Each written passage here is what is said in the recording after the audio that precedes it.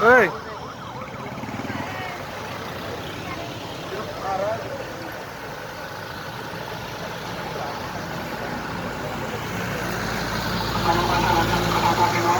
Hari ini dilakukan penyemprotan desinfektan. Diminta tidak panik dan tetap waspada. Lakukan perilaku hidup bersih dan sehat. Sering melakukan cuci tangan. Dan juga sebelum dan sesudah